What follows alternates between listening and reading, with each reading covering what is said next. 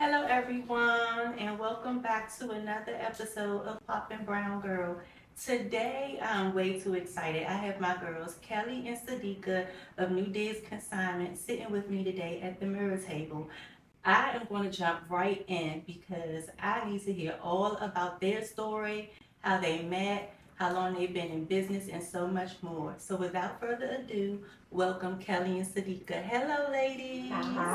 Thank you for showing up. And I have to share with y'all, today was a nasty day. It has been thundering and lightning, and they still came through to sit with me at the mirror table. So I feel so special. Thank you guys. So we're gonna just dive right in. I want to know how you guys met, how many years you've been friends, and that sort of thing, and where you guys are from. I don't know, honestly, much about Sadiqa, but Kelly, I'm assuming you're from the Maryland area. No, I'm from Southeast DC. Oh. Good Hope Road, Anacostia. Okay. Grew up there, but I did go to the Catholic school. Okay. So never public schools. Never public school. Always went to private school. Grew up, went to college, went to Virginia Union University in Richmond, Okay. and then, studied business and worked throughout life, and then met Sadiqa. At school? Freddie Mac? We worked at Freddie Mac. Oh, okay. That's in Virginia, and worked there for 20 years in So y'all corporate met- America. So that's where we met. Okay. The story is. But wait a when minute, I want to know, do you have any siblings? Are you the I- only child? I'm the only child. Okay. Yes, that's it. I'm the only child. Okay. Yeah, but I mean, I had good girlfriends and stuff like that. But yeah, definitely. Only child. I'm from Portland, Oregon, Oh, wow. and I am. How you land up in I Maryland? went to Howard. Oh, I went okay. to Howard. I'm the oldest of three. So you went to Howard. What did you major in? International business. My concentration was finance. Okay. So you came here and you fell in love with the DMV area and you never went back? Yes, that's exactly what happened. It's extremely fast paced here. Oregon Okay. is kind of slow. Okay. But she's still not fast paced. She's like, yes, I am. I'm fast paced for me. So you married with kids. So Uh-huh. did you meet your husband at Howard? Yes, or- I met him the first week of school. Okay. And actually, my boyfriend at the time when I left Oregon said I was going to meet my husband. And I was like, nice. And she was right. A week after I got there. That was it. That was Okay. it. So how many years ago was that?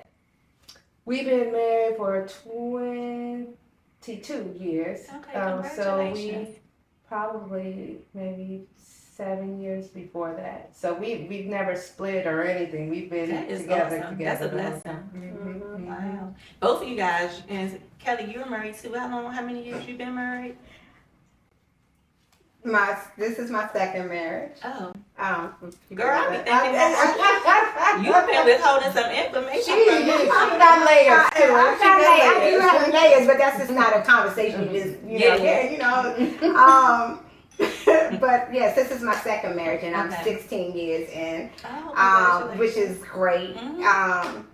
Because really, I didn't think I would get married. Period. Let alone even have children. Yeah. So everybody knows that. Because I don't know if it's because of being an only child or whatever, but yeah, I wound up getting married and then having two kids. Okay. So you two are friends, and I didn't get how many years has it been since you guys have been friends? Like 25? Is it 25 years? It's gotta be because we worked for 20. Yeah, something. We plus years. 2000. So like 25 years. Yeah, 25 years. But the first couple of years, I didn't like her. I did not like her. Okay, that's how it usually is in the workplace. So, Ask her why she don't like but I want to know why, and then I also wanted to know what exactly took place to get y'all to connect. Well, I'm gonna let her answer. say, I know I'm gonna let you answer. I'm gonna say why I didn't like her. Like I said, I was raised up in Southeast. Mm-hmm. When I met her, she's smiling now. She's always smiling. Was it giving weirdo? Weirdo, I don't trust you. Yes. There's Something no ain't right. You way. way too happy. That's exactly. All the time, something ain't right. Something is not right. And she was like that at work. I said something's not right. Yeah, I couldn't put I was trying to find it and I couldn't find it. But I didn't like befriend her or anything. But I don't know what. So what's the place that made y'all? Jesus, that's what. Is that what you said? Jesus, what y'all just let's go to church together? No. It was meant. What she means is it was meant. Some things are just ordained, right? No, but right? She started like really, really, really, trying to work on your walk. Like, yeah, but not at pretty much. When would you start? Lord have mercy. This gonna be a long interview. I was working. No, but that wasn't. But how did we start talking? We was just in the hall. I mean, y'all work together. I'm feeling like maybe y'all have. We worked in the same. Yeah, but I don't even think it was an assignment. What was but it? can y'all? We gonna move forward. But can y'all think about that? Try to remember how what made y'all click? Cause y'all 25 years in, and because I didn't get invited to a wedding. I didn't get invited nothing. So and you got married while y'all was working at so y'all wasn't even that close. No. But we only did 100 people at the wedding, and we just did not have enough people. So clearly, she didn't make the cut. 100 people. But so if you know my husband has a lot of people, and against the we're not gonna make no excuses here. This is real raw and real. You ain't messing with me like that. I made the cut. No, that's what that is. She made the cut. Y'all weren't cool. It's cool back then. That's fine, but that's okay. But fast forward to get into when we did somehow start speaking. We didn't figure that out later on, but when we did, I think I'm going ahead of the game, but consignment. We had the conversation about consignment. Yeah, because so that's what I'm getting to. Mm-hmm. How y'all met, how long y'all been friends, and then at some point y'all came up with this crazy idea to open a NewDigz consignment shop. So what took place? Like, what was the conversation? Like, how did that come about? Well, consignment's always been her thing. I don't care about it. It was? Yeah, she likes, that's her dream. That was her dream to do. I don't have any interest in clothes. So you just walked up to Sadiqa and was like, girl, no, because I feel like we were friends. Like, we skip it. I don't know how we just... No, maybe... We not about to spend this whole episode trying to figure this out. Just skip it, but somehow I don't know. When it was when you got married? The first one? Yeah. I don't know. But y'all was friends at some. We were friends by the time. And then y'all you was on the phone, probably sharing with her. No, we were actually at work. We were at work. There was a reorg going on in her department, and we were in the cafeteria. My position was eliminated, and so she said, prior to that, probably 10 months before or whatever, I heard God so entrepreneurship runs in my family, so that's not a big deal for me. And so I heard God say that it's time to leave. So I'm like, all right, let's do it. I wrote my letter, everything. I'm just waiting for the date. And so I remember telling my husband, hey, God said I'm going to quit. And he was like, wait a minute. You wrote a letter, a resignation letter? Oh, yeah. Okay, so when you say reorg, I thought that she lost her job. This is prior to. Oh, okay. Yeah, so I'm just giving you the backdrop of why I already was ready to go from that time. Okay. But then when I told my husband, he was like, God didn't tell me. So then I'm like, okay, God, talk to your boy. Like, what's going on? And so I did not submit my resignation letter because he wasn't on board. And so I'm like, God, why would you, like my husband, I believe my husband's ahead. So if he say, no, this is not the time, then I had to, step back. So I begrudgingly did it, but okay, God, I'm working with you. Mm-hmm. So when the opportunity came for my position to be eliminated, I was like, he can't say no. Like, he can't say no. And then when my position was eliminated, probably about 2 weeks before I was going to leave, they got me another position. So I told my husband, and I framed it like, I got another position. I was trying to be honest, but kind of make it shake it. Because you could have just kept that to yourself. Yes, but I knew God would bless that. So I wanted to keep it to myself. So I just told him about the position. And he said, well, if God gave you the okay. And I went down and I prayed and I said, God, if you allow me to quit, I will never stop telling people how I got here, and I will never quit. Like, I'll keep going. You've been an entrepreneur ever since. Did you ever go back into the? And how many years ago was this? 10. 11. Yeah. Okay, so that's how long 12, y'all been in business. Because I was going to ask, how long has NewDigz been in business? 10, 11 years. We just celebrated 10 years in November. Okay. Officially, Congratulations. Thank you. Y'all don't know how much of a blessing that is. We know. A whole brick and mortar for 10 years. We know. We know. It's rough out here. Yeah. So, Kelly, for you, has it been 10 years since you worked? Is it corporate, private industry? It's corporate. So no, I worked doing my corporate and you did both. And back then, when we first opened, we stayed open till 7 o'clock. 10 to 7 were our hours, and then but I would stay till like 9 and 10 at night. I mean, I was. The passion was there, honey. It was just the grind. It was the grind, because I was like, I gotta get up. We gotta get it up. We gotta get something done. It was just 2 of us. It's still just 2 of us. I think the part is, it was supposed to be the opposite way. She was supposed to spend most of the time in the store and stuff, and I was supposed to be in the back doing stuff. So she didn't get to work in her dream. Like, so you're working full time, and so you only get to do what you really want to do for like 2 hours. So but she still stayed till 10. Your girl over here, the wheels is on 2. Yeah. When the clock strikes 5, I'm out of there. You gotta go home, cook dinner, get kids ready for school.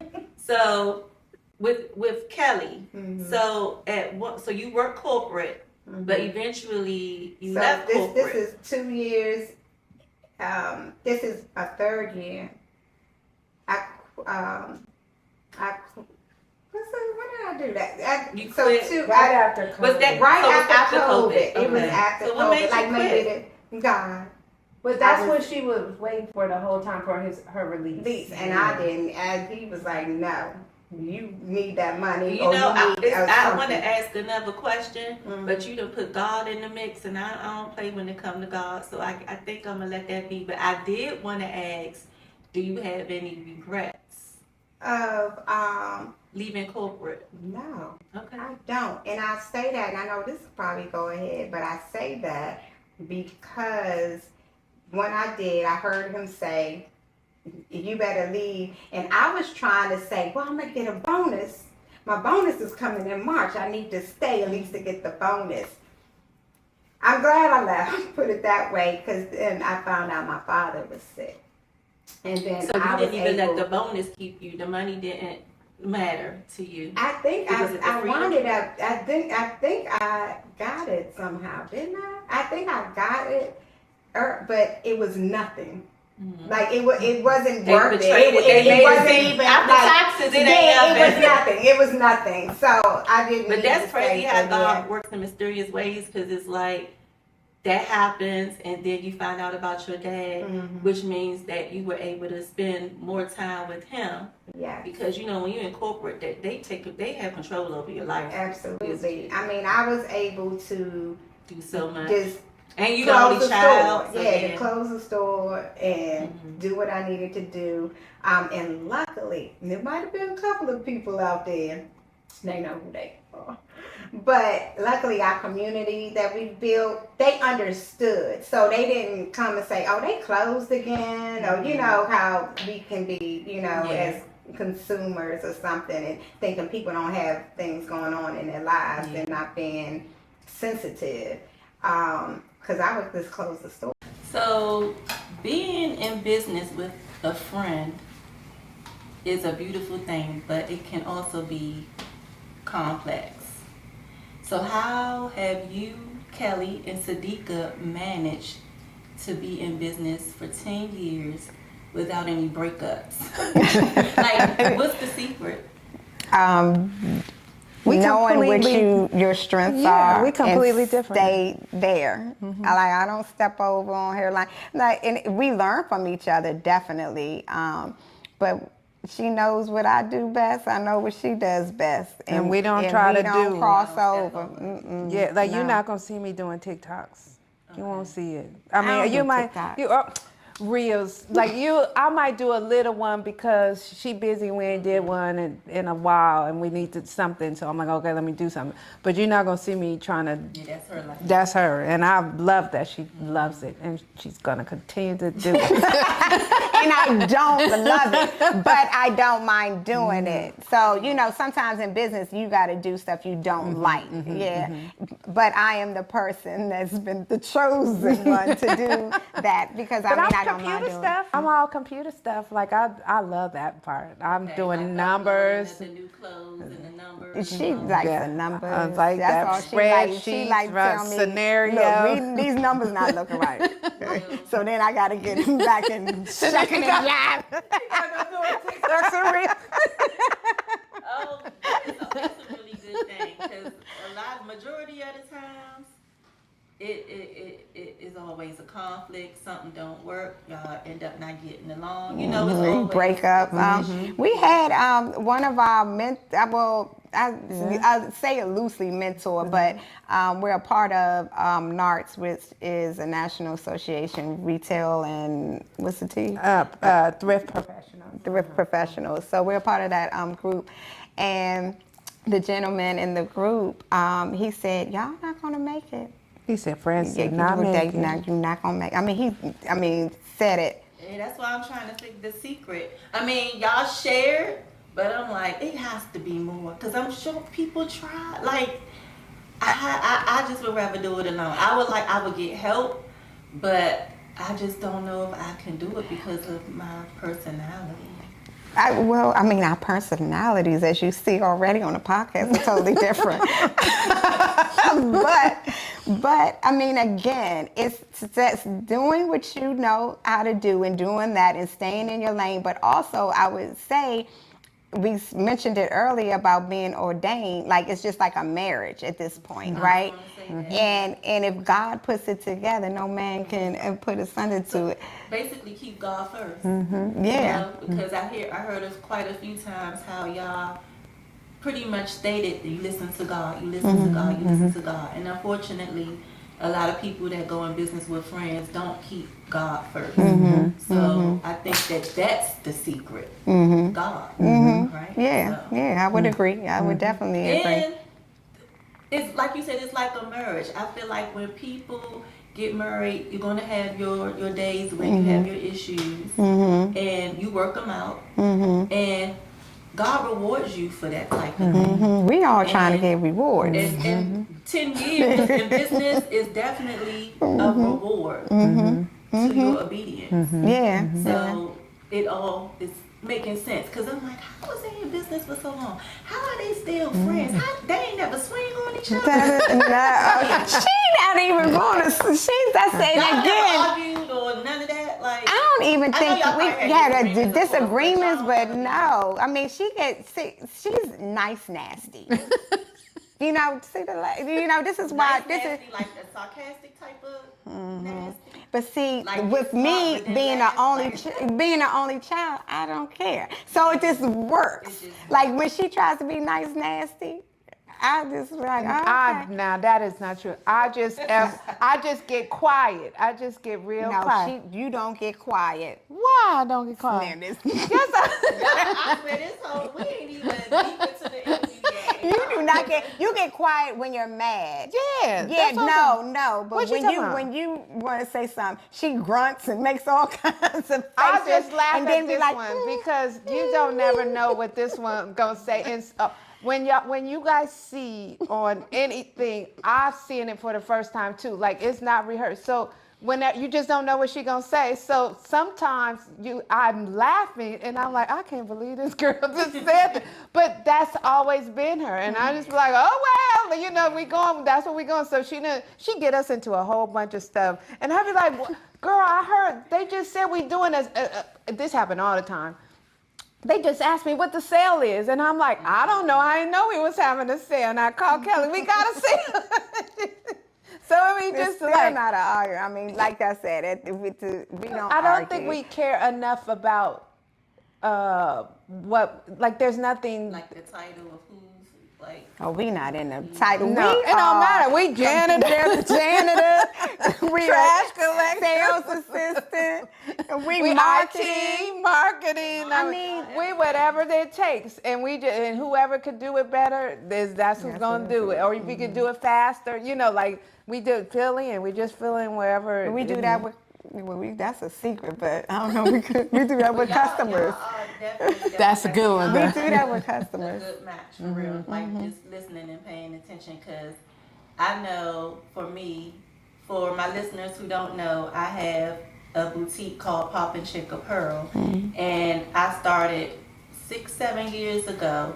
And Kelly and Sadiqa were one of the first entrepreneurs that supported me tremendously by opening up their store and not expecting anything in return, just like open-heartedly being supportive and trying to do things to help me elevate, giving me pointers. So I look up to these ladies. They are like my big sisters. So with that being said, it was a time where I did have an event, and because I'm closer to Kelly, I talked to Kelly more than Sadiqa, and I ran it by Kelly, but it was like one time where I felt a little uncomfortable. And I know y'all probably talk, but like for me, I'm just like, okay, I wonder if Sadiqa is okay with this. Like that's just what goes on in my mind. But I know y'all got it under control. But I just wanted to share that because that you came it's not in. just Kelly's story. Because I'm Right. asking Kelly. And Oh, it's yeah, never like, yeah. Is Sadiqa cool with this? So Yeah. I know that behind the scenes, y'all are sharing with each other, but I'm just sharing honestly my mindset behind. She don't want me to know. Girl, anybody listening out there? Sadiqa asked out of there. It was like, I came in there and Kelly wasn't there, and she was like, oh, she gonna be here. I set up and I do all this, and I'm out of there. She gonna make the Are stuff you look like. a people's person? Yeah. Okay. I think so. I'm just. I take you as for like a shy person. I feel like Kelly is the more. What is it? The other way? That's It is. No, she's reversed. not. It's Okay. reversed. She's the people person. I'm not. Yeah. I think behind the camera, people see me doing, but that's behind the camera. Even the podcast, we cool. I mean, I talk to you. Yeah, I don't feel comfortable with you. I'm gonna talk to you. I'm not going out making friends. Put it that way. I'm not doing that. I'm not going out. Hey, y'all. No, that's her. That's her. Mm-hmm. Okay, so what about NewDigz? Y'all came up with the name, and I want you to share with the viewers more about the consignment, how it works, because a lot of times people may not understand how it operates, and sometimes I've even heard people compare it to like thrifting or a thrift store. And I know that it's definitely different because you purchase things from the thrift store, but you don't make money at the thrift store. You can make money at Signing your consignment. things. So can you just share with them just a little bit about NewDigz and how it's different from the So, well, one of the reasons is what you said. Thrifting, when you give your stuff, that's donations, and that's what you do. When people give their stuff to Goodwill, Salvation Army, and places like that, they're getting that stuff for free, and then they're marking it up and doing whatever. Versus consignment is people are bringing their items in, and we sell it on their behalf, and they get a percentage. Our percentage, you would get 40%. Okay, but also it's the clothing. It's how we pick. We're not, very selective, and we're not jamming in. Now, lately, we do have a lot of inventory just because people is cleaning out, and then the economy. Wait a minute, y'all, she kicked back like 2 bags of my clothes. So go ahead.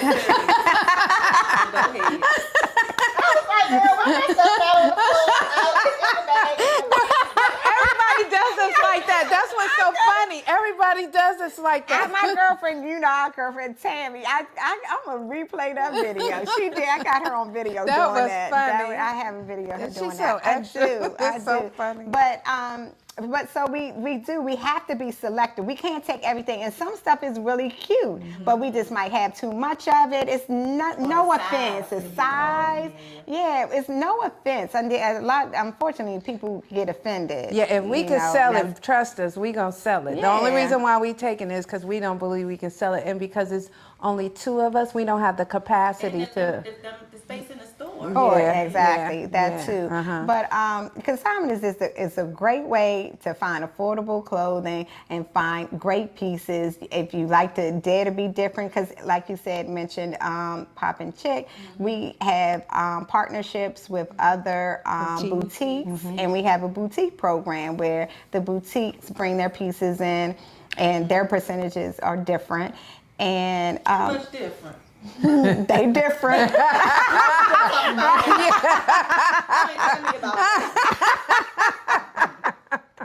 And they're different. But yeah, so we have a lot of different types of clothing. We started out actually children. Child, this another segment. Jesus Christ. Of Nazareth. We started out as children's clothing and women. Yeah. Say something else about that. You are contributing to the circular economy. Yeah. It helps eliminate waste. All the Okay, really so good. you're speaking on the end of a person who is trying to make a buck or two with some money. But what about the actual shoppers? So when people thrift means gently worn. And now, to me, what makes y'all distinct is the fact that you're selective, because thrift stores be having all kinds of stuff. But you guys, you're definitely bound to find a cute piece or two. Right. And especially if you are a shopper and you can pick and choose. So we're not retail. We don't have cookie cutter. We do have our mannequins, and we set them up if we see an outfit goes together well. And we do our Facebook Lives to showcase pieces. We do, of course, Instagram. But if you like to look through, like to find pieces, like to hunt, that's the place to go. And also we have discounts on a monthly basis. Like, so when people come in and say, "Oh, is there any discounts today?" Well, it's discounts every day. Based off the tag, we mark down. So it's already off retail, at least 50 to 70% off initially, and then you're getting more discounts every month if the item stays longer. We try to get our inventory out in a timely fashion so it doesn't look stale. So you're not going to see the same pieces over and over again unless it's a luxury piece. Sometimes those don't move as fast. But it's just a way to save as a shopper, to your question, to save that you don't spend money on the higher retail industry, and you're supporting local businesses and putting money into your community. It's just a lot to when you shop small, shop a consignment, shop all of that. If it's too much information, just say it. Okay. But I want to know, out of the 10 years you guys been in business, what's the most amount when it comes to a check that you've written to a customer? And when I say most amount, I'm talking about how much the person has earned from consigning their items. 20,000 was was it higher? I think it was higher. $20,000 one check one time. One Yeah. check, yeah, one check. I think we even did a post on that, but nobody was following us Yeah, there, so it we might was- need. So they just donated like so. Like No. I'm guessing like a lot of luxury. They had a lot Yes, of luxury. they had they had luxury. But I will say, I mean, we've done a post. I mean, people have posted. Again, it just depends on who, you know, with the algorithm and stuff. But somebody had jewelry, and I remember that we priced the jewelry like at $4. So, you know, Yeah, remember, and yeah, their and check was 30 days was they like- had like $500. Yeah, you can make a Just lot so, of money. and even so, people say, "Oh, can you raise that price?" Now we can raise the price, but do you want it to sell? Yeah, it's already sitting. So the problem is, you know, you have clothing, you have shoes, you have jewelry, you have whatever sitting in your closet is not making money. It's not making money sitting there. So why not get something out of there? We've had people share their testimonies with how much they've made, many a times, but I guess 20 plus, and she was a luxury. So you can pay for schooling, for your children. I mean, you get that could be your play money for your hair, your eyelashes, you know, all the stuff y'all, you know, you might like out there if you like that. Zoom in. Zoom in. I mean, you know, disposable, or you can, I mean, or bills. I mean, you have this money, yeah. Come in handy. It Yeah. was unexpected. I remember consigning a few things, and I totally forgot that I did. And you guys was like, you got to check, and I saw it. I was like, hold on, I could do this more often. So yeah, definitely a great thing. What about when people consign items like luxury items?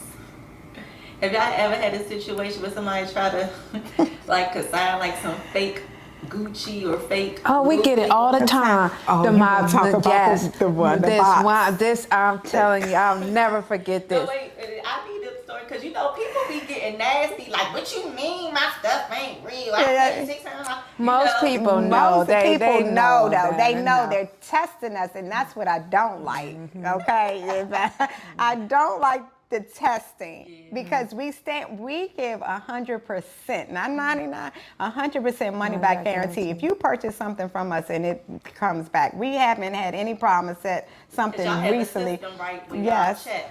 Right, yes, to make sure. But unfortunately, some people ask for authentication from their friends, or you know, saying, "Oh, girl, I ain't had that bag." The guy at the store said, Yeah, but unfortunately, there are bags people get from overseas. We don't even never see. see That's them. even in Zara, in clothing. You know, the pieces are different. The styles are different. So you don't see everything. So you don't know everything. So we ask that they get documentation. To come back, to prove that. But tell them about, that's a story. We used to, I shouldn't say we, Kelly used to authenticate like everything manually. So she would go through and check the stitching and stuff. So this customer came in. This was, oh man, it was probably maybe first 2 or 3 years, and I knew it's like you get a feeling. I knew they walked in and they came in carrying the case. It's almost like when a thief walk in, you know. They Yeah, I mean they carried a case, and it was like in a picture frame, and they took it out and they said, "This is a limited edition Louis Vuitton. It's selling on the website for blah blah blah blah blah." And so I said, "Oh, okay." And I said, "Well, our this is another one of her titles, head authenticator. Our head authenticator isn't in, but leave the bag, and we'll have her take a look at it." And they, "Oh no, we can't leave this. I mean, this is blah blah blah. No problem, bring it back." So they brought it back. Kelly started looking. It took you 3 days to authenticate that bag, and when it came down to 2 stitches, because it was a limited edition, and the 2 stitches. 2 stitches. It was 2 stitches, and they're getting really good with replicas. So it came down to the little details. That's what you got, because they usually get the big stuff right. It's the little details that they don't get right. And so when they came in, and Kelly had spent 3 days, and the lady came in, and she came without the other person. So one person was doing all the talking and the other lady was quiet. When I called them to tell them the bag was fake, she came in and she said, I'm so sorry. I didn't know. I did not realize that this bag was fake. And I said, okay, thank you. And she left. And after that, I was so furious because she spent 3 days. I didn't do the time. But she didn't really care. She was learning, having a good time. But I'm like, that was 3 days that we could have been doing something else. And that's when we went to a third party paying the money. And we, Because I was going to ask, how long does it take now? But I'm assuming it don't take no time. No, we get people. That's a service we offer Yes. too. Now people they might buy something off of eBay or Poshmark, all the places yeah. you can buy bags. What you mean is the service like for someone you could tell them whether or not it's authentic? Yep. People just pay you? Yeah. and we'll give them a certificate. And if it's not, they also have another paper that you can use to dispute it with the credit card company so you can get your money back. Oh. See, I didn't know that. Okay. So as small business owners, we often wear many hats. It's 2 of y'all, so y'all do it all. I want to touch on small businesses versus corporate or big retail stores. We often get compared a lot. You have NewDigz versus Nordstrom, or NewDigz versus Macy's. And I understand because I have a clothing boutique myself, so I go through the same thing. But I wanted to know, how do you deal with customers that often compare or have that expectation when it comes to the shipping, whether it's shipping, returns, your policies? I'm sure you've had situations where people have high expectations, as they should. I mean, we're small businesses. We strive to do the best we can. But unfortunately, a lot of times customers do not take that into consideration. It's all about them spending their money. They're patronizing your business, so they don't care, to be honest. So how do you handle those type of customers when you come to situations where you know that the expectation is on the same level as it is with a big corporation or a big retail company? You want me to answer that? Well, I would start out to say, I feel like customers should realize and be more sensitive to not, compare. More understanding. Yeah, more understanding. As simple as it's two of us, and we have 2 locations. So if we're running late, we can't call and have a team. We don't have staff to say they should be there. You know, it's just us. So if we have to pick up our children and we have to Get be sick, I mean, we gotta call out. You know, we Them can't customers make don't it. care, They though. don't care. I mean, when we ship, we might be a little late, but we are the shipping. We are the processing. We're everything. So I think people. Is the question, what do we do in those situations? Because in those situations, over it? I'm not stressed You do what over you can, it. yeah. I actually don't even get stressed. I think, especially not to bring my dad up again, but that helped me realize I don't care. Yeah. And it's not that I want to have great customer service. That's what we strive for. That's even on our mission statement, you know. But life happens, and they have to understand that we are just one person in each of the shops, even though we go back and forth to the shops. So we're one person, and I'm going to pick my family.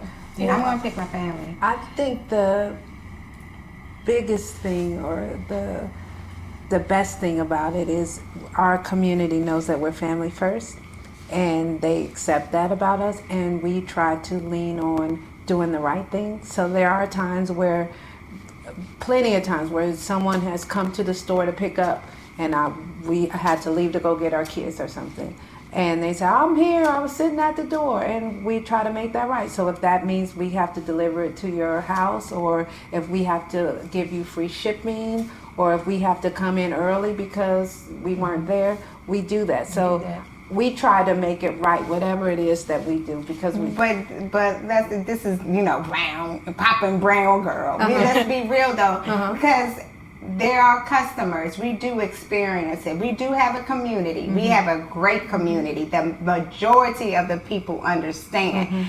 But there are customers, you know, that they don't care. They don't care. And then they don't even let you try to fix it.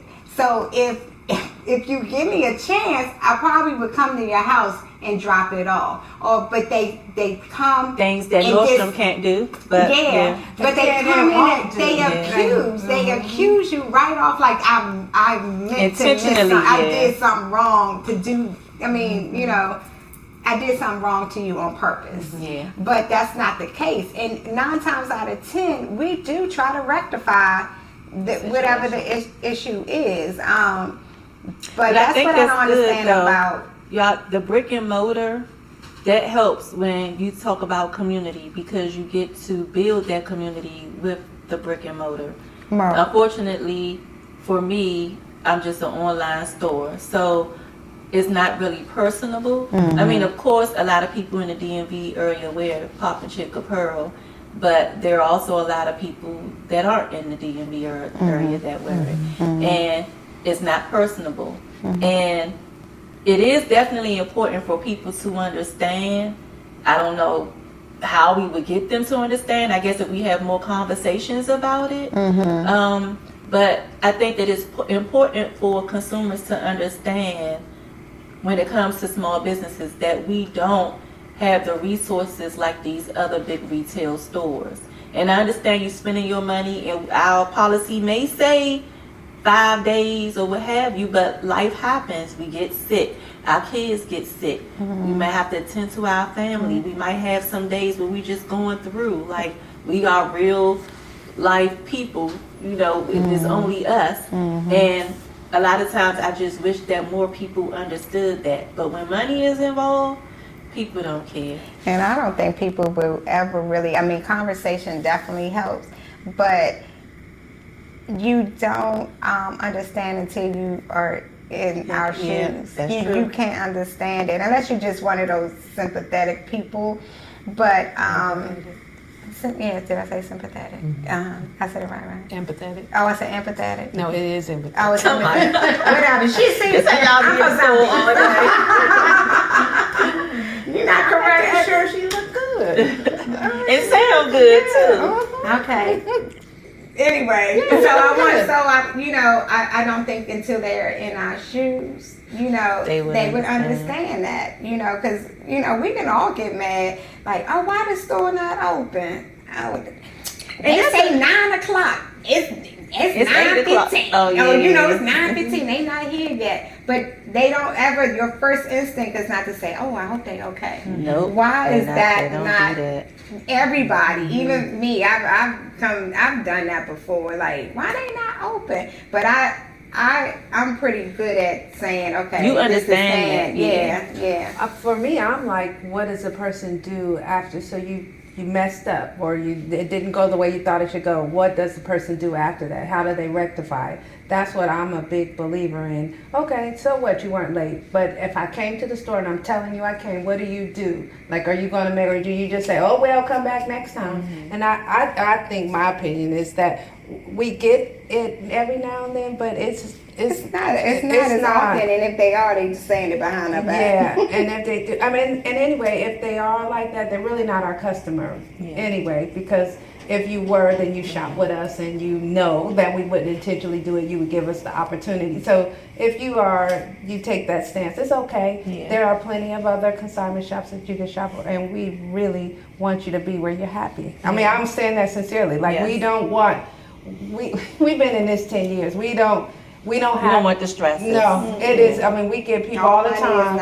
All money is not, and we are fine with it. You have no idea how many people we send to other places, and we know malicious intent is like, I think your stuff, your personality, you would do better over there, and we welcome you to go. And if you want to take your stuff out early, no problem. I mean, it's against our policy to do it, but We done that just to get big. We have done that a couple of times. We want partners. Broke the rules. Yeah, You know. we're partners though. Like selling is a partnership. When we're doing it on your behalf, it's a partnership. If there's no trust in the partnership, if you think we're doing something with trust, that is never going to work. It's not going to work. So we just end this partnership, and you develop another partnership with the person you trust and you think will do well, and it works out better for everybody. So we just tend to have that belief. I think being in business for over a decade kind of helps, because you kind of understand who you are, what you. In the beginning, you want to please everybody. You want all the customers, all the money. But like Kelly just said, all money ain't good money.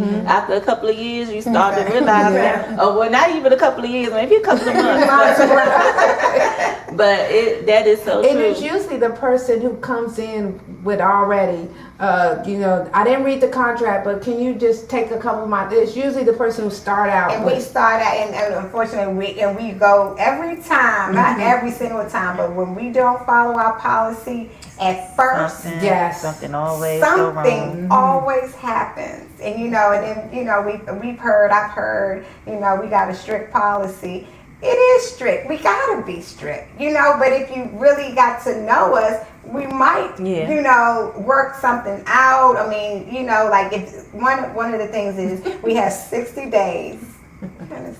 We have 60 days to pick up. That's too strict. Pick up order. After you consign. Consignment period is over. You have 60 days to pick your items up, or we donate them, because we got to get it out. We got to keep them. It becomes a property of the store to do it as we please. So we can donate. We can have $1. We can throw it down the street. But we don't do when that. When you say 60 days, are you talking about you only get 60 days to sell an item?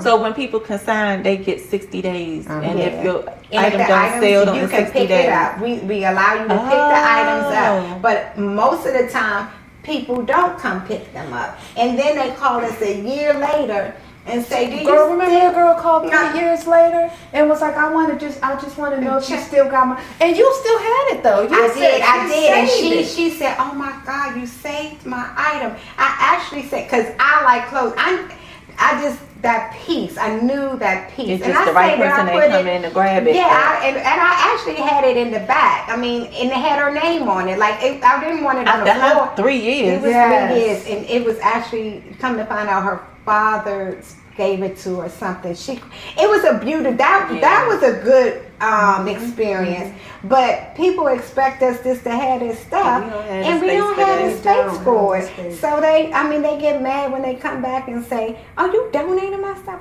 We told you 60 days. Come and get you. Now we don't do that for our design. We don't donate. Now we're not crazy. Yeah. We're not donating Gucci bags and Louis Vuitton bags.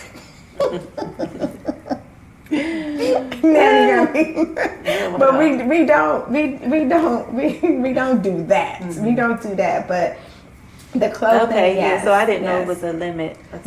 So we have a transparent system, so you have access to the system, and there will tell you when your consignment period's up. You just call us 24 hours to say, I want my pieces back. You can send it an email, you can submit it on the website, you can put it on Instagram, however you do it, then we pull it off the floor and have it ready for you to pick up. Okay.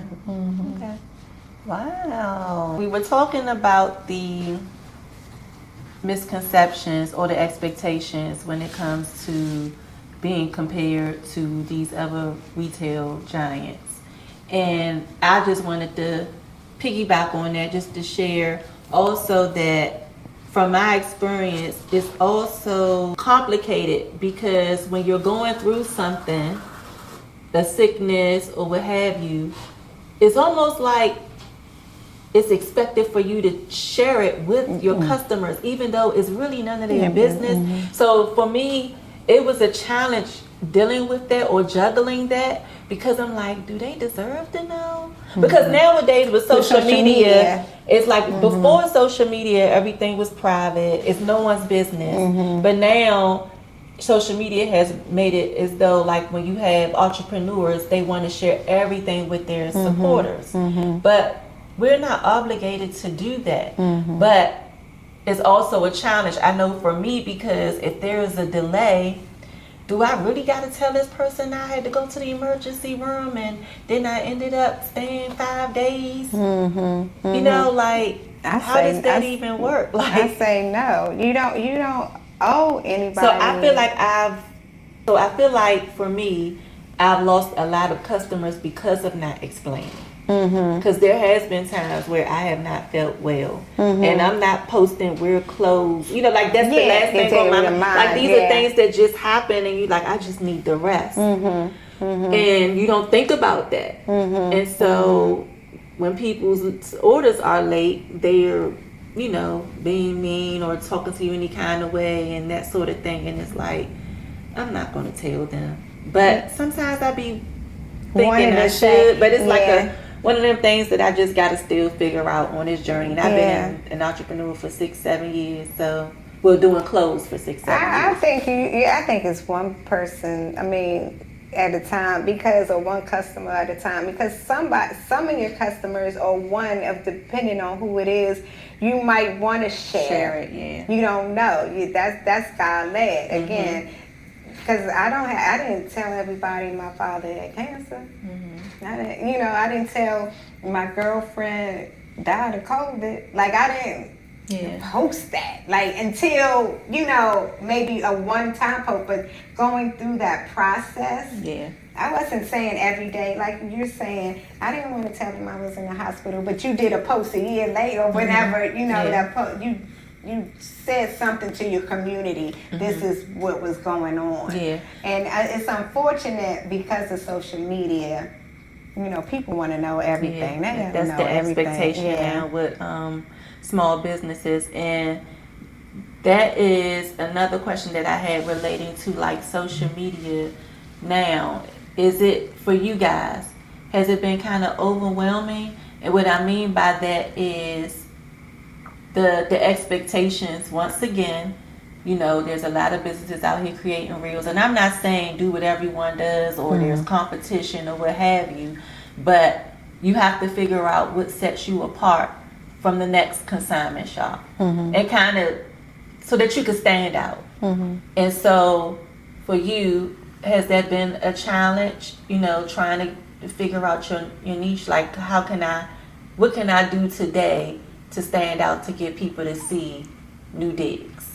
I think for us, we realized early that we are the niche. Like, it's our personalities is what we bring to the table that makes us different from every other consignment, or just our personality, what we bring to the table, and we're okay with how we are. We don't try to compete. We only try to compete with ourselves and try to be better than we were the previous. I mean, we really are trying to do that, whether it's do better at reels, whether it's make the website better, whether it's put more, like, we don't. We never looked at somebody's and said, "Ooh, that reel, I gotta do that." Like, I do what comes natural. I'm really, if I don't feel like posting, I'm not posting. If it's not authentic, people will see right through. Like, it won't work. You got. That's why, you know, we were teasing earlier. I said you'll never see me doing reels like nobody would like those reels. Like, it just wouldn't work. Like, it just wouldn't work. And I'm not gonna try. Like, I have no interest in doing that. And I think that's a lot of times people are so busy looking to the left or to the right, they're not focusing on what it is. And I think that's what's helped us get through and how we got in.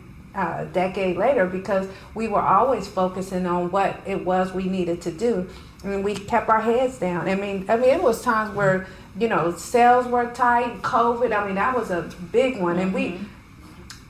Not to make a long story, but when COVID happened, we had just opened up our second location 2 months prior. I thought y'all opened that after COVID. No, it was before COVID. It was January. COVID happened in March. And the whole process was like, Kelly didn't want to do it. So when it happened, I'm like, oh my God, I done talked her into this second location, and we done went in to COVID. So she's over there. We're still talking, but you know, COVID that was a whole different thing. And she was over there. And we know about it now because we talked. She was over there like, oh my God, I got her into a second location. Because I was fighting. I did not want a second location. I said, why we only two of us? Why would we do that? How we gonna get two? We gonna get went to work. So you was fighting. How did she convince you to sign I them didn't. papers? Jesus, it wasn't. No, and we don't even work like that. What we do is we always try to be on one accord. So we both pray individually, together, however we pray, and then whatever happens, either she don't feel strongly enough about it, and she'll say, "I'll defer to you," or vice versa. But we don't move unless we on So one accord. eventually you were like, I just okay. go ahead, and then I said, "God damn it!" That's what I said in my shana. So how did you ladies manage through COVID, like when it took place? Because you shared that you opened a second store right before COVID hit. I know that had to have been very devastating, and I think at that time a lot of businesses had to shut down, had to close. So you went from 1 to 2 locations, slam smack in the middle of COVID. How long were the stores shut down for? Was it like 3 a months. year? 3 months. Only 3 Yeah, months. 3 Okay, months. I thought it was a long time. But it was because no one was coming out. Even though Okay. we were officially allowed to open, nobody was Nobody coming was in. coming in there, and that hence why we do Facebook Lives. That's how that was the birth of Facebook Lives for us, and selling online. Okay. So yeah, so and that's how all the stuff online started. The reels, the Facebook Lives, Yeah, we new got website. Y'all just did a lot of things at home because you had to be home since the stores were closed. Yeah. And what about like with the sales? Like how did you manage to stay open when sales dropped, or did they drop? Because for Poppin Chick Apparel, we thrived. Yeah, we I don't know how, thrived. like- I don't, but that's not. But mentally, when COVID first happened, and you shutting down 2 stores, you thinking of rent. You thinking of lights. You Yeah. thinking of this paying consign. You thinking of everything. What we gonna do? What we gonna do? When it That first was happened, scary. we thought, oh, it'll be a week, we'll be back up. And then after a month, you like, oh shoot, this is Yeah, real. it's This is really real.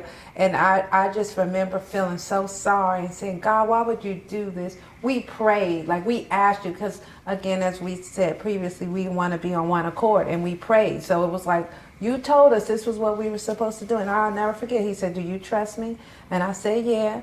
And I put my big girl drawers on, and I said, okay, what could I do? We got 2 stores full of inventory. What can we do? And that's when I started just taking hundreds of clothes home, and me and my daughters would put them on, take pictures and put them on the website. And I was so focused. That's again about putting your head down and not looking at what other people do. I was so focused Had on tunnel vision. Yep, Yeah. I was just focused on getting the stuff on the website. Like every day, that was what I do. Oh, I did 100 this day, or I did, and that was just the focus, was just get. And people were sitting at home. And they So the clothes that you took home, like if the store was open, let's say COVID didn't hit, all of that stuff wouldn't have been online? No. So we've always had a website. It turned out before the second location. So how we got the second location, the previous owners of the Crofton location, they have been watching us. They decided they wanted to close. I'm giving you a fast version. And they've been watching us and thought we could take the store to the next level. Prior to that, in my book, we were supposed to have 3 locations, one every year. It didn't kind of work out how I wanted it to work out. But when they approached us, we were already redirecting or restructuring our website. So we had already done the work. So when COVID happened, it was an easy transition, and that was why we were able to hit the ground running, and a lot of our peers were not, because we had already put all the pieces in place. So all we had to do was hit go. Wasn't really using. Yeah, we just weren't using using it because when the second location opened, that became the priority. Yeah. Trying to get So it you up had and time. running. So we had nothing but time. That time, Nothing yeah. but time. Well, that's amazing. So when it came to, so once you put everything online, you were getting sales galore, and that's what kept y'all in business, pretty much. In the lives. In the lives, In the yeah. lives. So that's what did it. Yeah. But what about personally, COVID definitely affected us mentally, physically. If it didn't impact us or if we didn't catch it, one of our loved ones caught it. And a lot of people, I didn't even look up the statistics, but it has to be like millions of people passed away from COVID. And I know Kelly, your best friend, unfortunately passed away due to COVID. And that took place, okay, so COVID took place started in March.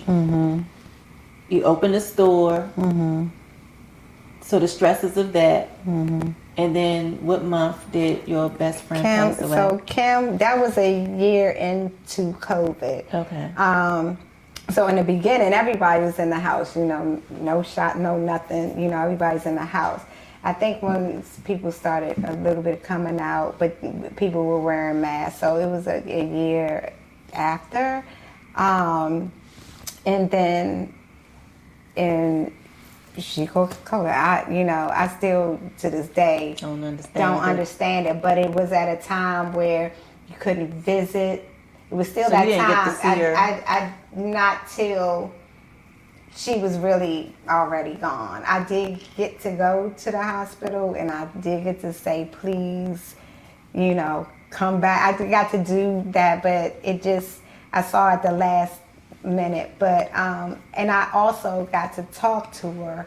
You know, we FaceTime while she was in there, so I just really thought she was going to make fine, it. because she looked fine. She said she was. You know, she was just in the hospital, and I couldn't go into the hospital. But that was a lot of people. It was like people went in for COVID and people looking fine, and then the next thing you get a call, they didn't make it. It's like, what? What? Yeah, it took me out. It took me slam out. It took me slam out. I don't know how I was. What Sadiqa saw, but looking back, I know I was slammed out. I wasn't doing nothing, and and luckily, that's where community comes in. See now,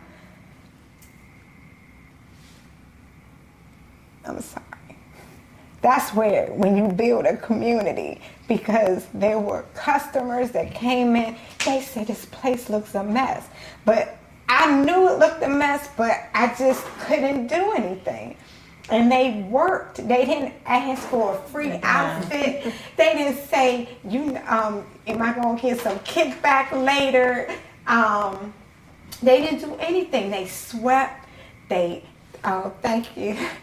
They swept. They didn't, what did they? They tagged. They cleaned. They hung up. And they brought food. I mean, they did everything. Awesome. They ran the store. Little do they know. I mean, some of them know. Even Ann would do lives, like she would come on Ann and would do the live. live. Kiyomi, you know Kiyomi. She would come in. One thing about Kiyomi, that's how we got so close.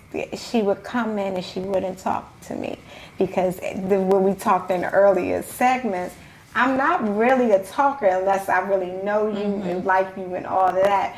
She didn't talk to me. She came in and said, "What can I do?" And she wouldn't, and I wouldn't answer, but she would look, and she just started doing stuff. And then later on, finding out she is. Later on, I found out, and I do notice this. When you go through something similar, you know how to help somebody. Because it's not always, I need somebody to talk to. I didn't need nobody to talk to because I didn't want to talk. But I did need help in that business. And Sadiqa needed help. Yeah, definitely. You know, but I couldn't do it. And thank God for the community of people. Yeah.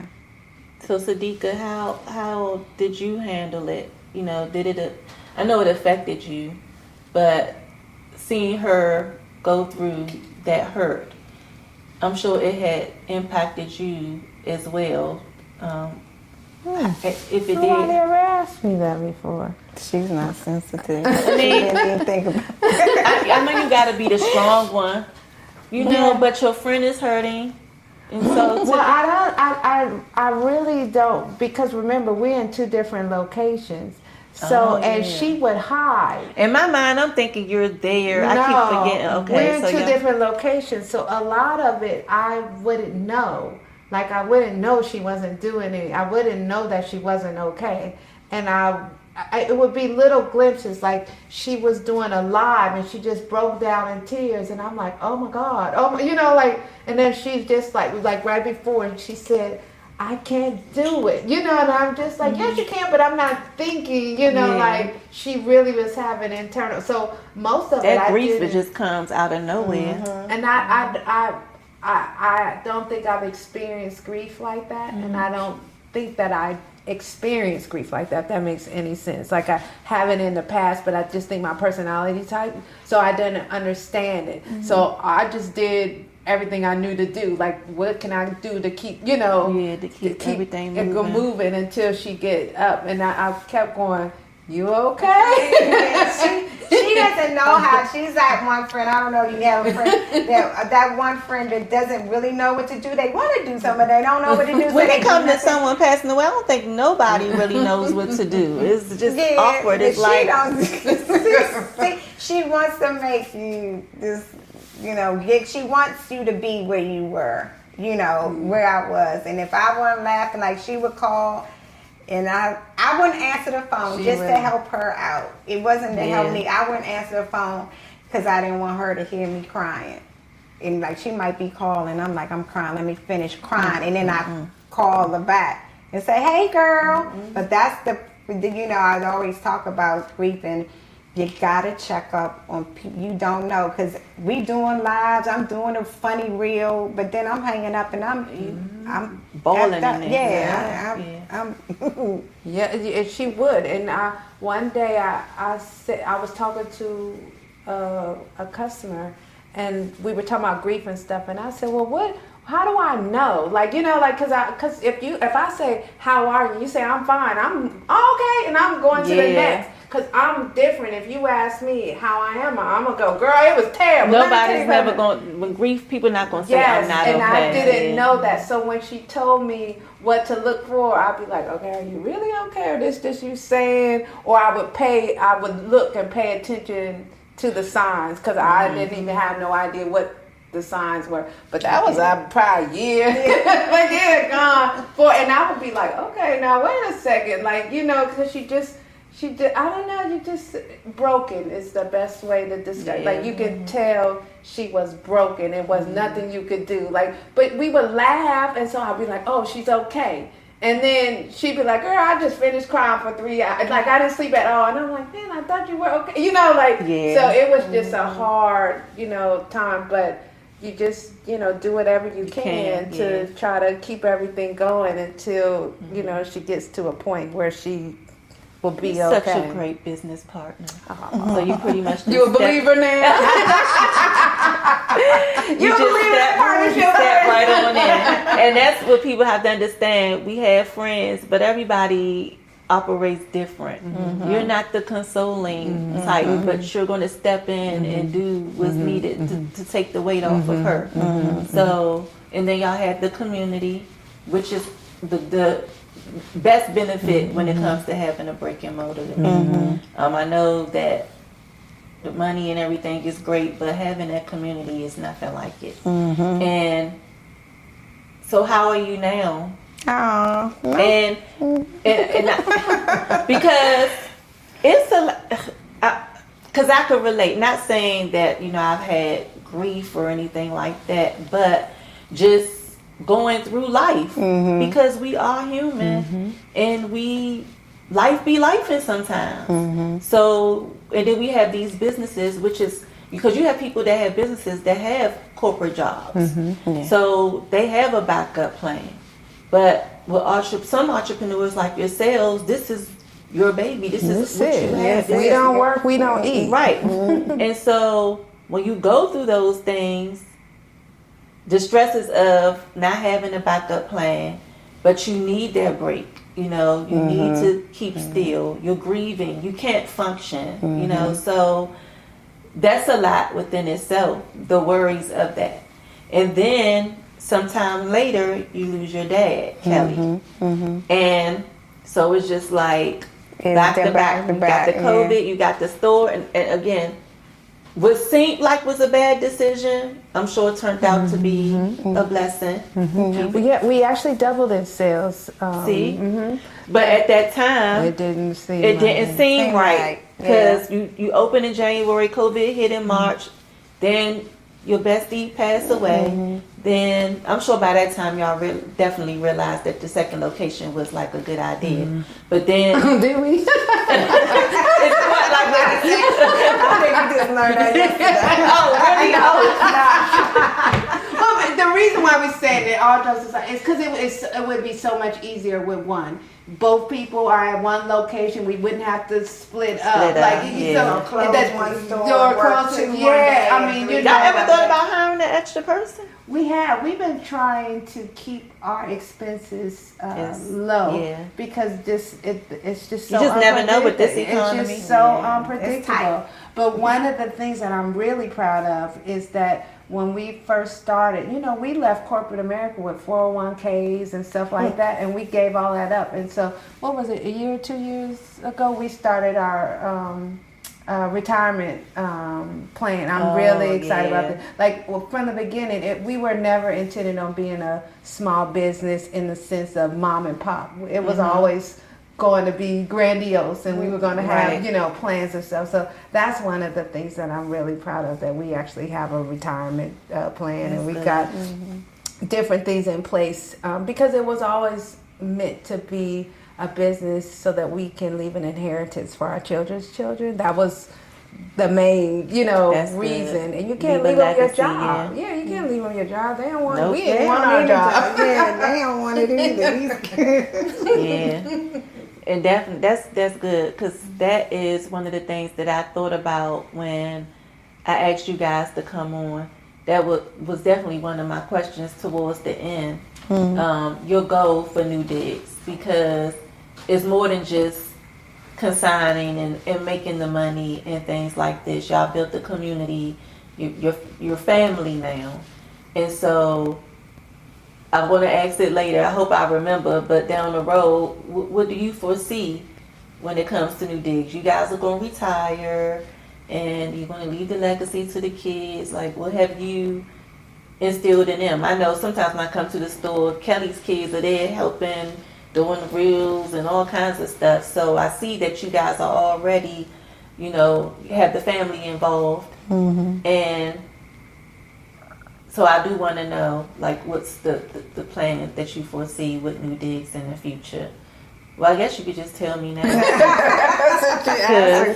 Well, the plan when we first started was always we were going to grow it to multiple locations. So that was always the plan, and then eventually franchise. Okay. As we have grown it, you kind of don't want to franchise it because now you left at the mercy of how other people run stuff. Like, we are very particular about how we treat our customers. It's very important for us to maintain that level of customer service, and you lose that when you franchise. But the goal has always been to be multiple locations, whether it be through franchising or it just be us growing multiple locations. And then maybe extend to different product lines. We danced around with kids in the past, and we talked about men's, we talked about home. So expanding in some capacity. We don't know exactly what. It kind of depends on what the market creates for us. Okay. So, Kelly, how do you manage your mental and emotional wellness while having a business or maintaining a business, especially after experiencing grief? You lost your bestie, and then you lost your father. It'll be 2 years in July. So this is only really the second year. But so I didn't manage it. Okay, I didn't know how. I mean, I just went into a slippery slope. But this year in January, I have made, actually a good girlfriend said, this is your year to work on this grief you having. So shout out to Shelby. But I've joined a group, Grief Share, and so I've been going to that and getting counseling and getting help and being around other people that have similar or even worse, actually, situations, because there's a lot of hurting people out here. You don't really realize it, but it's a lot of hurting people. So that's one way I manage it. I've tried. Wait a minute. So Grief Share is a group. It's a group. And then you have separate counseling one-on-one with you? No, or the Grief no, Share is the within counseling? they're Okay, the counseling. okay. I haven't done a one-on-one. But then I would also say this year I've been trying to get off on time, just to get home, to relax, to really unwind and not, have to start the day all over again. So yeah, I've been going to Grief Share. That's a group that I go to on a weekly basis, and we talk. It's a virtual, actually, class, if you will, and that's really helped me because there are people at different levels of their grief. So some are new, and some have been dealing with grief over years and years. So, like I was saying, it's a lot of hurting people out there that really just need support. But then I'm trying to go home on time. My next goal is to work out. That we've been talking about, Sadiqa's a workout, but I need to work out. My doctor has already told me I need to, even the stretching, I need to get a stretch. I need to work out. I need to do something, even if it's just walking. It's a stress relief also. It will help. So I really, because I'm not, I don't do any of that. I eat well. I have changed. That definitely helps my mental by eating differently. And what made you change your eating? I changed my eating after Kim, after her passing. I was a vegan for like 3 months. But now I just really try to watch what I would prefer a vegan lifestyle than, a carnivore lifestyle. But that's how I've been managing, for myself. But it's like one of them things where you had to pick yourself up, though. So you wasn't always thinking about counseling and things like that. No, and then somebody had to pull me in there. I went through a real dark period. I went through a really dark period. But my daughter, I will say this, my daughter one night said, "When are you going to have your joy again?" And my daughter at the time was 10 going on 11. And because she used the word joy, she didn't say happy. Yeah. She didn't say, "You're not fun no more." She said, "Joy. Where's your joy?" And I didn't break down till she left the room, but I looked at her and I said, that's when I knew I had a problem. I said, I don't know. And I just looked at her like she was one of my, I don't know, 10-year-old, girl, get in my face. Like, you have no clue. And then when she left, my heart, I was just like, oh my God, my daughter is seeing her mom and she's missing something that I used to do. So then that's when I tried to go back to do some reels, because my dad used to love me and my daughter doing reels together, and she was pulling me to do stuff. So it was little things that would help me get to a place of, peace, if you will. But I'm still today, still going through it, and each day is different. And grief, it has all different levels as I'm learning. So it could be 5 years later, and I might smell something that triggers something. I don't know, but I do know you have to take care of yourself, and I have to take care of myself for my kids. I have a family. I have my mother that I have to now caregive for as well, because my parents were married for 60 years. That's all my mother knew, And again, I'm alone in the sense of, because I'm an only child, so I don't have siblings. I'm not lonely, but I am alone, and that's a dangerous space to be in. So I have my husband, I have my kids that keep me, going. My husband is hilarious. He makes me laugh If he can make me laugh, I mean, I think he tries to make me laugh once a day. Just That's awesome. Yeah, and laughter is good, you know. So I know he really wants me to laugh. So that helps me too. That's good. That's good. So, Ben, I want you to be transparent because I understand with grief, you shut down. And was there a moment or any time where you just wanted to quit? Like, not life, but when it comes to like the business? I wasn't thinking about the business, but I never said, oh, I'm leaving the business. Like I actually didn't have any thoughts of leaving the business. I think I was in so much pain and so much great. And Sadiqa, the word was that's a spiritual word, like brokenness, brokenhearted. Because the Bible talks about that He's near to those who are brokenhearted. I was in that kind of space. It wasn't like I wanted to quit cooking, cleaning for my kids, for my family, or stop working at the shop. I just didn't. I just didn't do it, if that makes sense. Am I, come in. So you really went through the dark phase, like didn't cook, didn't do anything. I didn't do at nothing. home. I didn't do nothing. I did, and then I still cleaned myself. I mean, I still washed. I mean, took a bath, shower, and I put on a facade, if you will, just because I had to. I had to go in the store. You have to keep living, but it was hard. Yeah. I would pray like, please don't. I don't want any customers today. Knowing that wasn't the smart thing because we need customers, but I just didn't want to face anybody because I would have to use so much energy. I mean, I don't know if people understand, so much energy to be happy or to put a smile on my face. Pretend like it's the case when it's really not. I'm dying inside. I'm dying inside. And I have to do this. And then when they leave, I'll be like, so why didn't you take a break? I how? I mean, what do you say? Okay, Sadiqa, That's a good answer. You did for about a month. You did for I did that a year, but not was the with store Kim. Closed? Not with Kim, Yeah, but with her dad. With my dad. After my dad, that was it. I was laid out. So I did. I took the month of August after the funeral or memorial. I did take a break. In the Crofton look.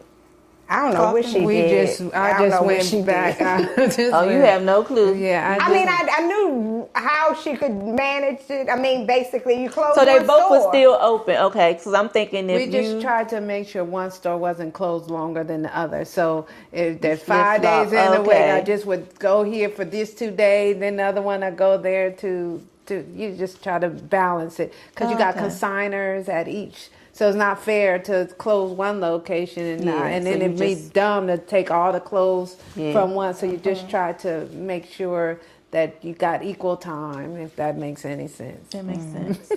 Okay. So, but I want to say, sorry to interrupt. It's not a true statement that she didn't do anything. She probably just did it numb. You just go through the motions.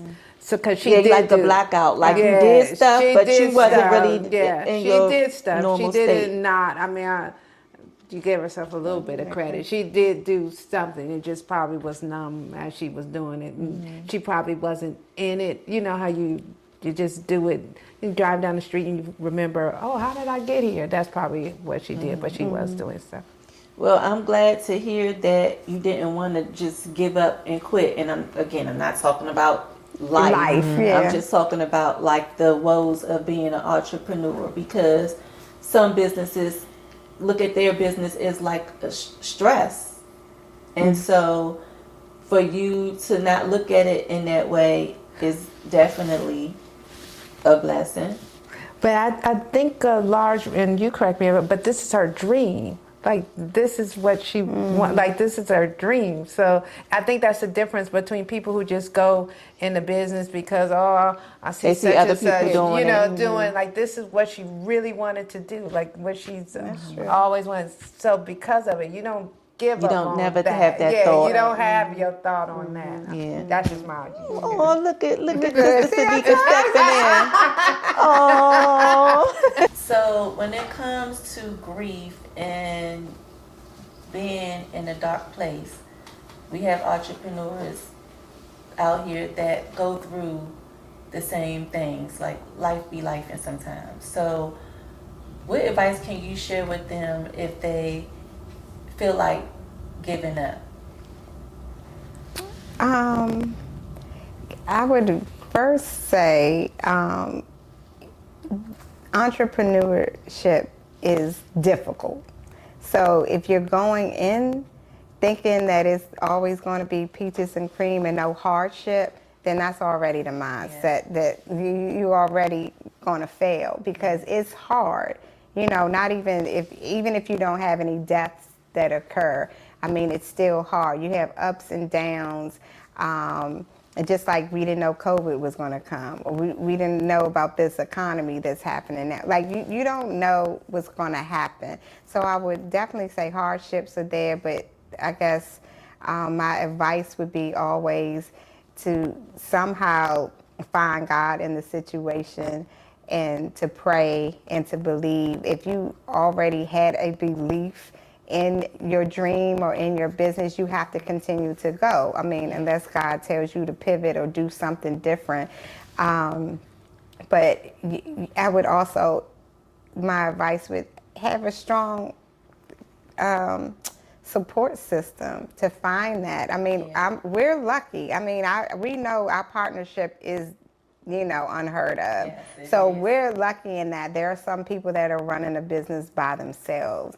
I don't know what kind of advice for someone who's doing it by themselves, other than, again, God and just to keep pressing forward.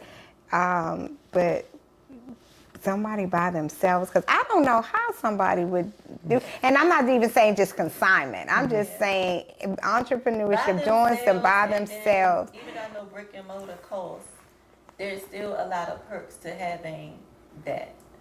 And so that's why when someone is by themselves, like entrepreneurs out here that are doing it by themselves, it's definitely a huge difference from what you two have going on. And what you two have going on is definitely a blessing. It is. People need to understand that the secret is to keep God first, pretty much. Pray together, talk it out, communicate, and you will definitely succeed because they're proof. So what about you, Sadika? Do you have, I know we talked about like grief, and you really haven't really experienced that. The closest that you've ever gotten is the witnessing Kelly go through the grief. And do you have any advice? Do you have any advice that you would like to give to that entrepreneur out there that's thinking about giving up because of grief, or just them going through like a hardship or hard times? I don't have any advice per se. I would say entrepreneurship gives you the opportunity to, in death and grief, gives you the opportunity to really evaluate if this was something you were supposed to do. Yeah, I agree. Because sometimes it's those hard, I'm telling you, entrepreneurship, like Kelly said, is extremely difficult. It really... You would definitely know if it's something you Yeah. want to do. Yes, you do. You willing to just give right up. Yep, I'm telling you, there are times where you just, life punches you in the face and it just keeps punching you.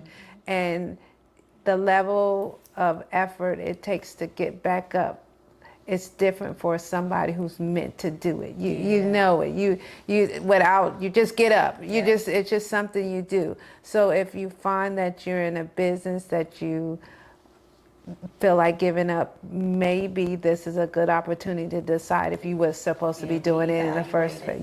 And sometimes you will find that you are living someone else's dream. That's what I was And saying. that's not a good place to be. It won't ever be successful. It may temporarily. You see some people who, they come out and they get the YouTube or Instagram algorithm and they blow up and they sell, but it doesn't last. It doesn't last.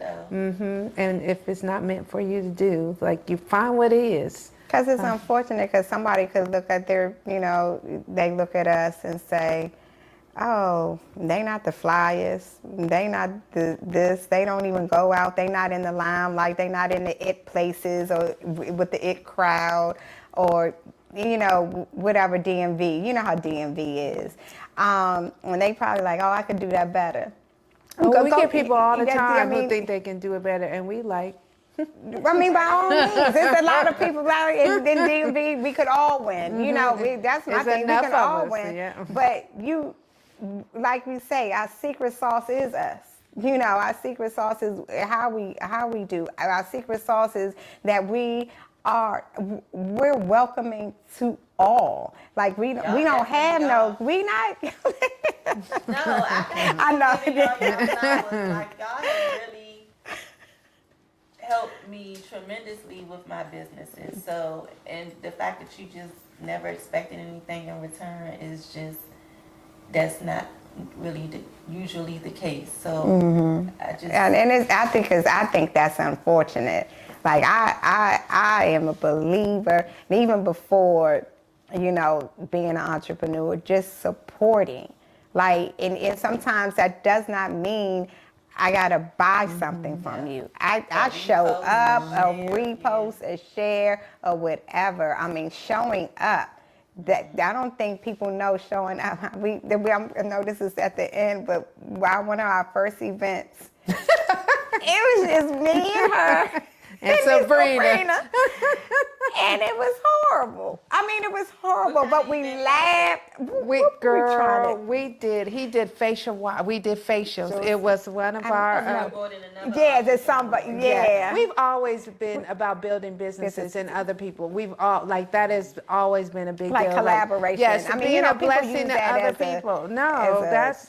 So I'm from Oregon, and in Oregon, I'm sure everybody knows, it's not many black people in Oregon. So the people who were there, you stuck together. If one got up, you brought everybody with you. So when I come to DC area, I was completely shocked that you could have somebody who was in a position to help you and would not. Now, I'm not saying help anybody. I'm saying if you know we are good at what we do, we have good customer service, the place, we got good products. Like, I'm saying a good business, a good business model, good business sense, and you can help and you just don't. I've never heard of that. Anybody, Kelly used to get mad at me. New to you.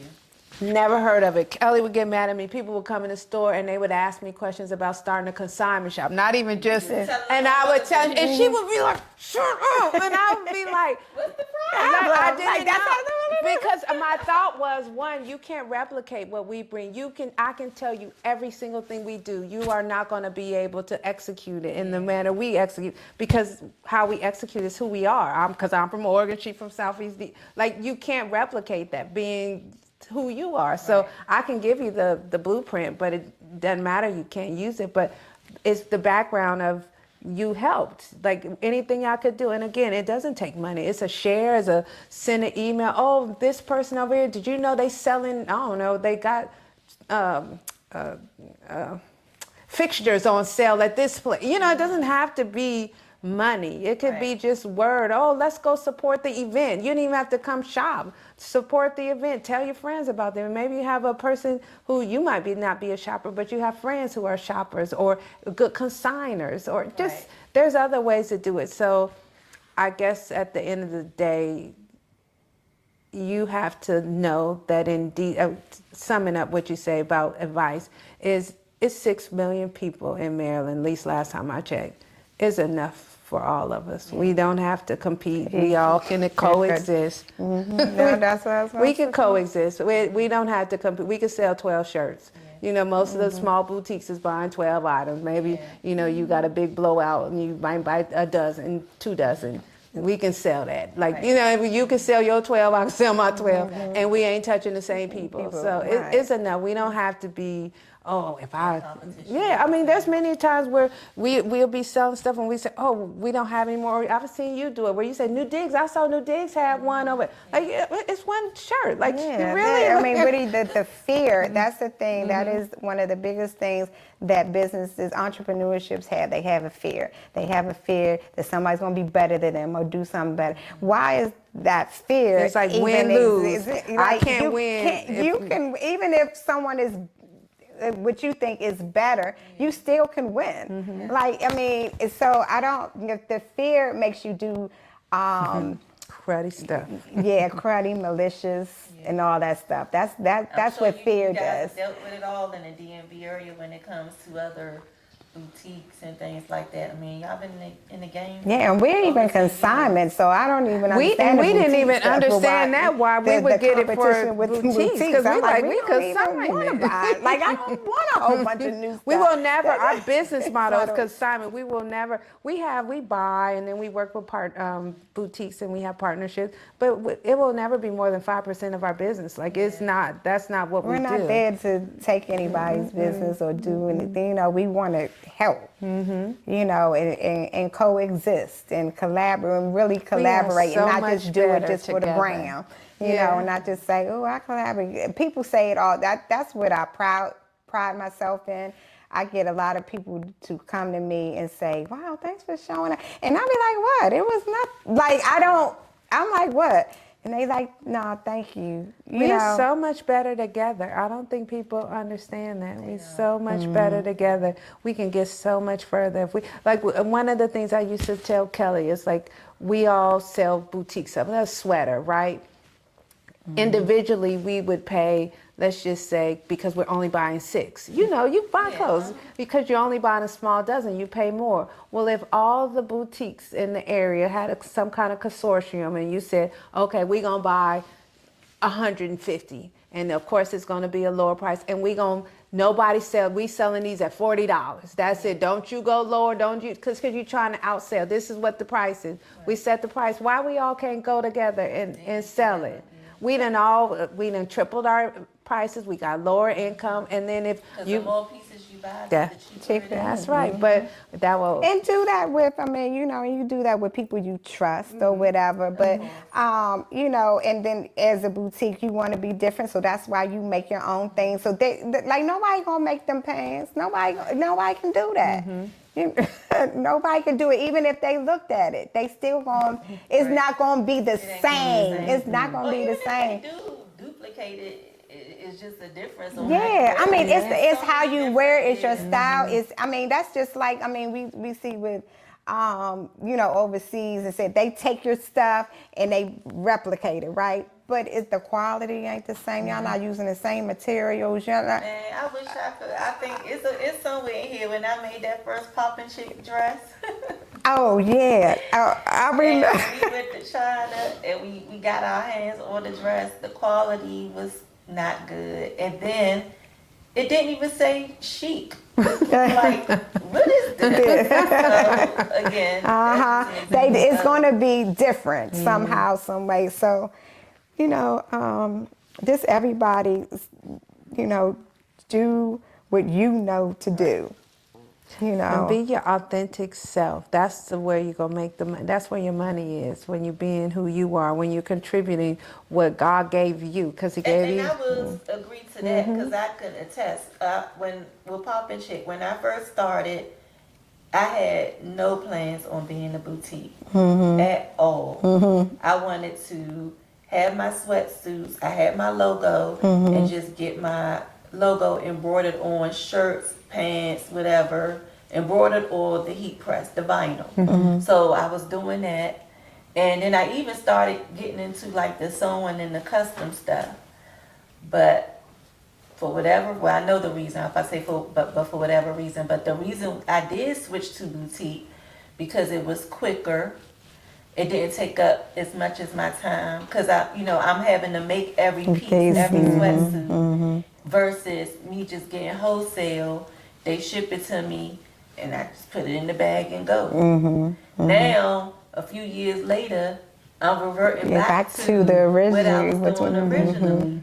So it's all coming full circle to me now, and I'm glad that it all worked out this way because I got to test the waters and be experienced in a little bit of everything as it relates to the boutique. So And some of that is evolution. So you pivot when things don't go the way you need them to go. You pivot. So some of that was a pivot, not just I saw this was easier. It was a pivot. But and also for me, when I was getting the boutique items, I really strived on having pieces that I would wear. You have a lot of boutiques that just want to make the money and just get the pieces to sell, knowing it's something that they probably would never wear. So it started becoming a struggle for me To shop for yourself. Because you didn't like them dirty, ready stuff. I Right. don't know what it is. I'm just about to buy it. So that's Because that's the your issue for brand, me. though. That's your brand, and you always wearing your stuff, or So I could see why you could say, "I can't buy this. I'm not going. I'm not even going to wear it." But like you say, there are some that just they sell what people want, and that's their thing. That's their niche. But your niche is your popular. Like. You wear different. You like different. You like to be different. You dare to be different. You dare to. So that's it. That definitely came full circle for me. But before I conclude this interview, I want to circle back. I asked y'all towards the beginning. And 8 chicken wings later, I still don't. I want to know, how did y'all click? It went from Kelly not liking Sadiqa to at some point y'all became friends. What was it? Was it just that y'all just started communicating a bit more and then it just turned into a thing where y'all started talking on the phone, or She had a fallout with this girl. This what happened. She fell out with this girl, and then she started telling me about this fallout. You know what I'm talking about. And then I got to give the girl advice. So I gave her some advice. And then, ain't that it? We're going with it. You made something up. Nah. But it's partly true, though. It is partly true. It is partly true. I know that is a true story. It is a true story. It is a true story. No yeast to it. That's a true story. But I don't know if that was the story that made us. But I will say for me that I started saying, "Oh, she got some sense. She got some. I could see that. But I know she. Yeah. And that's another thing. We are so quick to judge by just an outward appearance of what you see before even really getting to know a person. But unfortunately, that's upbringing. She's all, like nothing happens. And I'm from Anacostia. I did not see that. I did not see any of that, I put you on that. When I went to college, and it was still just people from Baltimore. That's still close. Right. New York. But it was like a culture shock for me. And I'm like, no. Yeah. I don't want to be around these people. I do not like their music. Where's the go-go? Yeah. Because I'm not going to the parties and none of that. So it took a minute for me to adjust. So and just trusting people, you brought communication and trust and all that stuff throughout.